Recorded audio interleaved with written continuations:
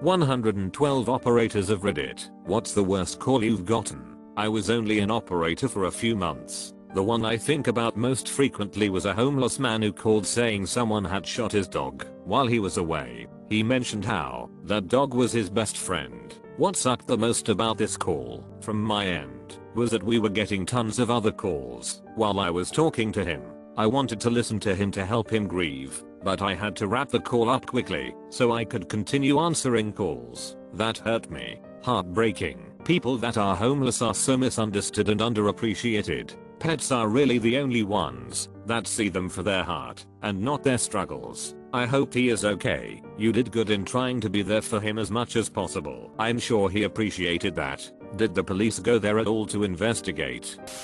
112 operator. The pandemic has increased our demand massively, but not for COVID symptoms. Huge increase in chest pains, breathing difficulties and seizures in particular, and so our response times are badly affected. My worst call had called twice previously. First call was chest pains indicating suspected heart attack. Second was that her breathing was getting worse. When I answered, there was a lot of family members there, and she was having a seizure and wasn't breathing. While assessing her seizure, she went into cardiac arrest. I was instructing CPR for over 10 minutes and trying to keep all these family members calm to make sure she was getting the most effective compressions. Hearing all these people in fits of tears and the fact she had been waiting for an ambulance for around 2 hours from the first call and sadly didn't make it really made it stick with me. It was months ago and can still hear those screams of grief. My sister used to be one. She told the worst thing was hearing someone pass away on the phone. There had been a serious car crash, and the lady who called was severely injured herself. My sister tried to keep her talking until the ambulance arrived, but at some point the woman fell quiet, later heard that she had passed on spot. Aside from the stuff others already listed, like the CPR calls, or being the last person someone talks to, which personally don't bother me much, there are some that have just stuck with me for various reasons. One was a call from a guy who had just shot his brother moments before the call. From what he said, his brother had some mental issues, and during an argument the brother snapped and started attacking the caller with a knife. The caller, not wanting to die, shot him in self-defense. What struck me in particular was the caller's tone of voice on the call. It's not something I feel like I can properly describe in words, but it was something like complete and utter despair for the whole situation. He truly did not want to kill his brother. Another was from an elderly caller that sounded a bit confused and nervous. She said she had been driving for 12+ hours to get to a meeting at a conference center, but needed help with directions for the last bit to find it. The conference center name wasn't ringing a bell for me, and after some digging I found out that it was a couple states over. After it clicked, and I realized she thinks she's in a different state, I made the mistake of telling her what state she's actually in, and that was the last bit of actual conversation we had. Everything past that was complete, pure hysterics. I guess she must have realized how much her mind was starting to fail her and just couldn't deal with it. With other hysterical callers, I've always been able to calm them down or at least get a few words out of them here and there, but there was absolutely nothing I could do for this lady. On top of that, she was in the middle of nowhere in the farmland part of the county, so a police response would take a long time on top of the lack of a specific location for her better than where the phone was hitting.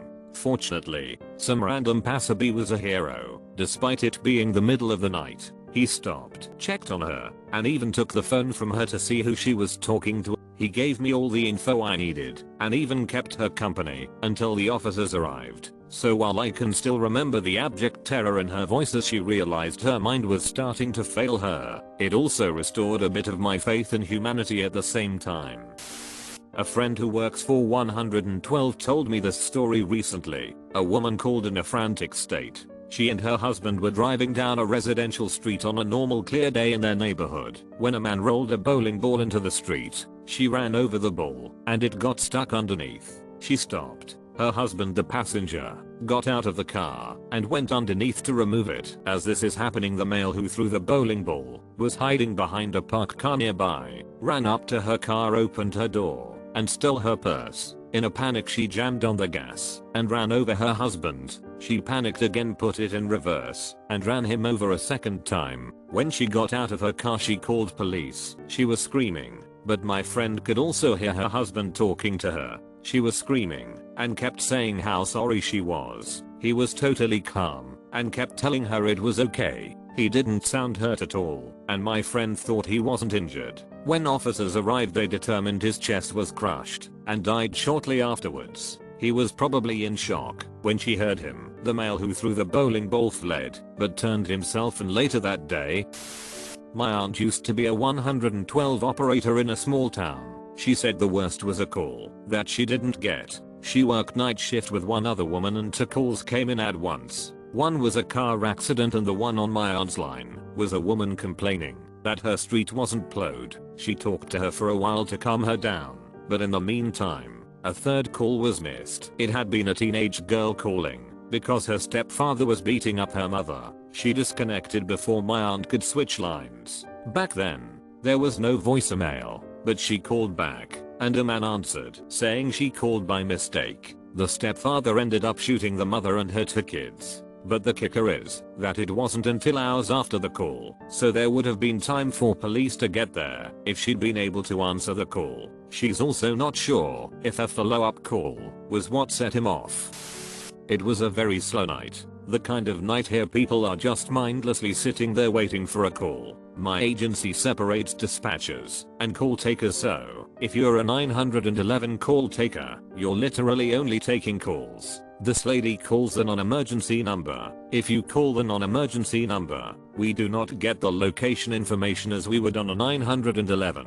No, it's not like the movies. I cannot always find you, since it usually give me a general area of where you are. She calls and says she wants someone to talk to. She seems sad, possibly a little drunk, but not incoherent. I ask her what's going on, as asking to talk to someone is usually a dead giveaway. There may be some suicidal ideations. She tells me she's feeling sad, but doesn't want to do anything. Once again, we are slow, so I decided to entertain her. I'll let her talk to me about her life, her kids, her ex-husband, her finances, just whatever she wanted to talk about. It became more clear that she was depressed. I kept offering to have an officer to come out to chat in person so we can evaluate her. She didn't want to give her address. This lady knew what she was doing and would not tell me she's going to hurt herself or anything to make this a solid suicide call to get officers out there fast. It was frustrating. After talking for 35 minutes, I make up some sort of white lie just to get her address. I finally have it. By now we have been talking for 50 minutes. I'm getting quite frustrated that this woman won't just tell me she wants to kill herself so I can get her the fast help. I actually felt bad having to lie to get her address. Eventually I tell her that I know she doesn't want to meet with an officer, but I want someone to go check on her and give her some resources. She replies with, honestly, I don't want to waste the officer's time. You talking to me was the best thing I've had in a long time. Thank you so much. I'm going to go warm up some macaroni that's in my fridge, cuddle with cats and head to bed. Thank you. My name. Have a good night. And then hung up. When I tell you I had a huge amount of conflicting thoughts, I did. I was angry she wouldn't tell me she was going to kill herself. I was sad her life has been rough. I felt I was breaking our trust by sending an officer, since she didn't want one. I sat there and thought for a few minutes, and I sent up a call for them, just to go check on her. The officers get there with no answer to their knock on the door. They peek in the bedroom window, and she's sound asleep cuddling with her cat in bed. God, I hope that woman is doing better. I've taken much more stressful, difficult, traumatizing calls. I've heard people die mid-sentence with me. People screaming as their child lay lifeless, sobbing while their significant other is just dead in the car from an accident. This call is the one that stuck with me, and I have no clue why.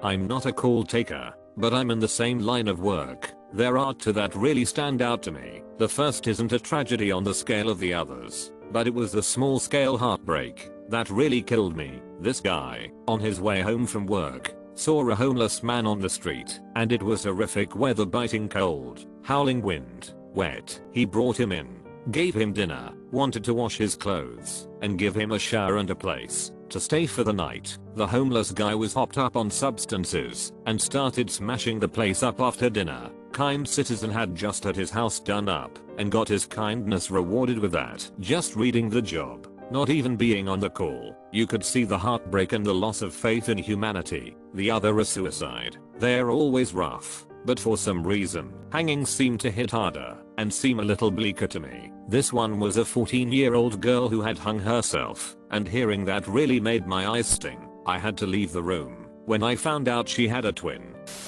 My girlfriend works as a dispatcher, and I work for law enforcement, but we are in different counties. She had taken a call from a worried father who couldn't contact his son. The son was several states away from home and had been reported as a missing person. She talked to the dad for a while and filed the report, and that's the last she heard of it. Well, I was in a separate meeting and a trooper had reported they found a body and were headed out to handle that. While my GF and I were relaying our days to each other, I mentioned the body that had been found. After connecting the dots, we realized it was the son of the father she spoke to earlier in the week. So not a super traumatizing call, but the aftermath was rough for her.